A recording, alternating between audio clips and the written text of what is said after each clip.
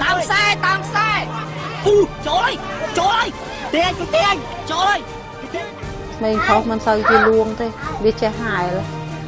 một mình thấy kia mình sao chơi hài thế thà là na cái đẹp họ miền phò phò tròn chiếm chứ nhưng cái thà ở trung quốc tây sao tây miền ca tuần sau hàng cầm lăng tây chú cho khang đấy và hấp hay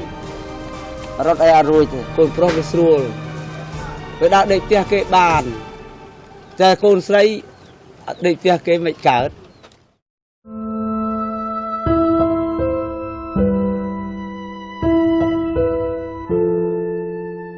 Campuchia ជាប្រទេសដែលងាយរងគ្រោះជាងគេនៃការប្រែប្រួលអាកាសធាតុនៅតំបន់អាស៊ីស្ត្រីកុមារីជាជនដែលងាយរងគ្រោះបំផុតដោយសារពួកគេមានភាពទន់ខ្សោយក្នុងការបន្ស៊ាំនិងការពារខ្លួនការទទួលខុសត្រូវលើការស្វែងរកអាហារការប្រមូលទឹកការបាត់បង់ឱកាសក្នុងការទទួលបាននូវព័ត៌មានការអប់រំនិងសេវាសុខភាពជាដើម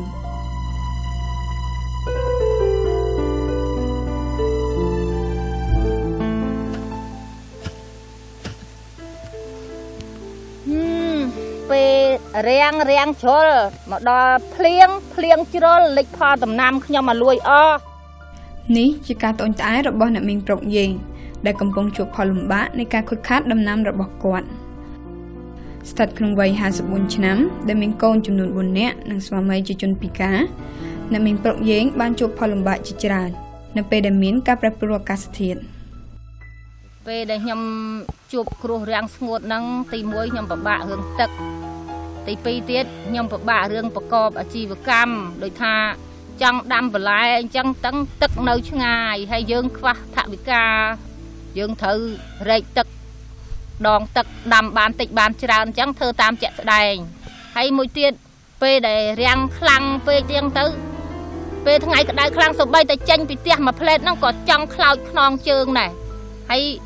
ធ្វើឲ្យក្នុងក្រុមគ្រួសារហ្នឹងវាមានជំងឺអញ្ចឹងខ្ញុំពិបាកចិត្តមិនដឹងជាគិតទៅផ្លូវណាដើម្បីដោះស្រាយខ្លួនឯងបានទេរាល់ថ្ងៃហ្នឹងក្រៅពីជួបទុក្ខលំបាកក្នុងការរកប្រាក់ចំណូលដើម្បីចិញ្ចឹមជីវិតការមើលថែរក្សាក្រុមគ្រួសារនិងការធ្វើកិច្ចការផ្ទះក៏ជាបន្ទុកដ៏ធំផ្សេងទៀតរបស់អ្នកមីងនិយាយពីការលំបាករបស់ខ្ញុំគឺច្រើនទី1ឃើញថាផ្គត់ផ្គង់ក្រុមគ្រួសារទី2ផ្គត់ផ្គង់ឪពុកម្ដាយចាស់ជរាទី3ទៀតកូនរៀនអញ្ចឹងណាទី4ទៀតត្រូវការចំអិនគេហៅថាលទ្ធភាពក្នុងការបន្ស៊ាំលទ្ធភាពក្នុងការដោះស្រាយឬក៏ជៀសវាងនៃការប្រែប្រួលអាកាសធាតុគឺខុសគ្នាគឺស្ត្រីនៅពេលដែលគាត់នៅក្នុងវិស័យកសិកម្មគឺគាត់ខូចខាតដំណាំរបស់គាត់បាត់បង់ការងារពេលខ្លះគាត់ប្រថុយប្រថាននឹងការចំណាក់ស្រុកពេលខ្លះបើសិនជាប្តីគាត់ចំណាក់ស្រុកគឺស្ត្រីគាត់មានបញ្ហាកាន់តែខ្លាំងមានន័យថាគាត់ធ្វើការងារទ្វេដងគាត់ទៅធ្វើការងារផ្សាយចម្ការផងទទួលបន្ទុកការងារផ្ទះដដែលអញ្ចឹងមានន័យថាគាត់ទ្វេ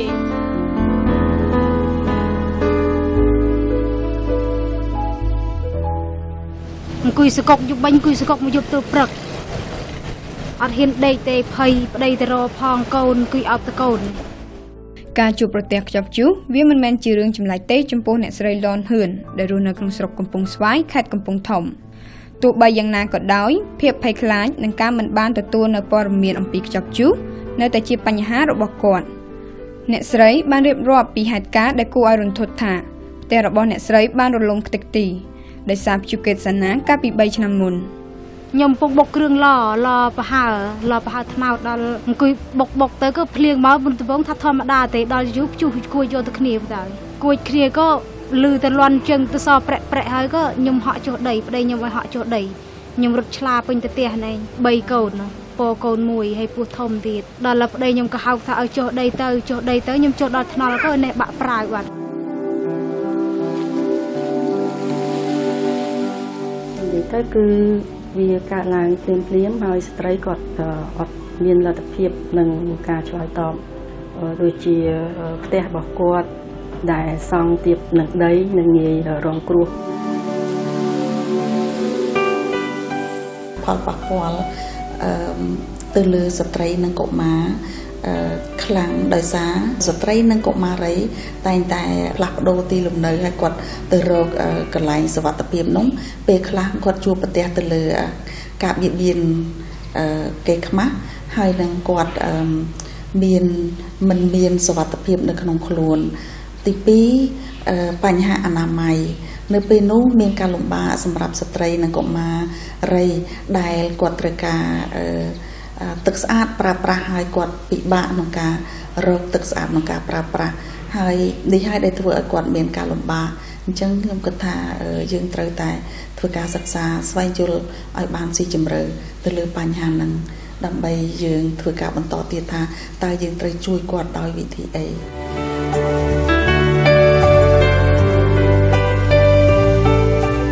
ចំពោះខ្លួនខ្ញុំផ្ទាល់នឹងគឺថាគ្រួសារខ្ញុំគឺខ្ញុំធានាជាងប្រពន្ធខ្ញុំបើគាត់ជួបដូចថាក្តៅខ្លាំងនឹងធម្មជាតិនឹងគឺថាពេលខ្យល់ព្យុះអីហ្នឹងមកឆាប់ភ័យឆាប់ខ្យល់ចាប់អញ្ចឹងខ្ញុំមានខ្ញុំដែលជួយទប់ស្កាត់បញ្ហាហ្នឹង Women are more vulnerable than men ស្ត្រីគឺរងការប៉ះពាល់ជាងបុរសហើយវាជាការពិតគឺវាផ្អែកទៅតាមស្ថានភាពក្រីក្រជាក់ស្ដែងបើជីវភាពរបស់អ្នកកាន់តែក្រលំបាកនោះការឈឺចាប់វេទនាកាន់តែខ្លាំង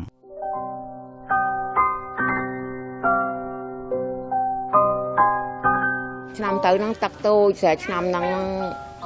ទឹកធំជាងឆ្នាំទៅអូយសម្រាប់ខ្ញុំក្រីក្រវាមានការលំបាកបាក់រឿងស្បៀងអាហារហ្នឹងចៅឈឺអត់លៃអត់ទៅកើតគ្មានទូកអស់នោះហែទឹកចៃទូកវិញប្អូននោះឆ្លងទៅចៅគួតប្រាក់សាយកអត់ទៅកាក់ទៅឡងឲ្យស្រែហ្នឹងណាយកទៅហៅពេទ្យនឹងជួសរើមួយទៅពេទ្យគេនឹងខែប្រជុំមកត្រូវប្រជុំមកមានការយឺតយ៉ាវទៅខ្ញុំសំឆ្នាំហ្នឹងទៅបញ្ច្រកចៅបានធូរទៅយើងខ្វះខាតតាំងពីអស់ភ្លើងអីយើងគឺមិនលុយទិញខ្ជុងទិញអីហើយពេលផ្ទះទូចលិចទឹកទៅដេកកុំទៅលក់ដែរក្លែលុំផ្ទះដេកកុំឆ្អែត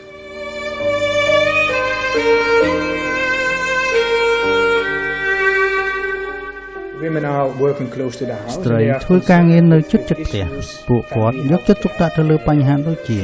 ការថែទាំសុខភាពម្ហូបអាហារអស់ដុតទឹកប្រើប្រាស់ជាដើមហើយបញ្ហាទាំងនោះគឺវាបានរងការប៉ះពាល់ដោយការប្រែប្រួលអាកាសធាតុដែលមិនគួរឲ្យជឿ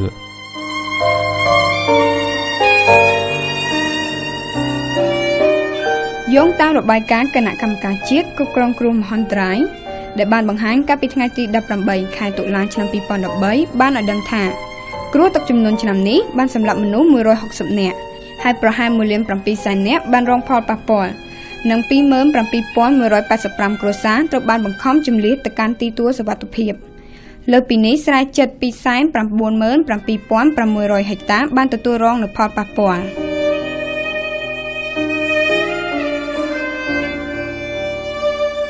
ការបន្ស៊ាំនិងការពីខ្លួនរបស់ស្ត្រីកុមារីពីការប្រែប្រួលអាកាសធាតុនៅតែជាបញ្ហាដ៏ធំនៅក្នុងប្រទេសកម្ពុជាដូច្នេះបញ្ហាទាំងអស់នេះគួរតែត្រូវបានលើកយកមកពិភាក្សានិងសិក្សាឲ្យកាន់តែស៊ីជម្រៅដើម្បីរកដំណោះស្រាយឲ្យបានសមរម្យដើម្បីឈានទៅរកការកាត់បន្ថយនូវផលប៉ះពាល់ទៅលើពួកគេឲ្យកាន់តែមានប្រសិទ្ធភាព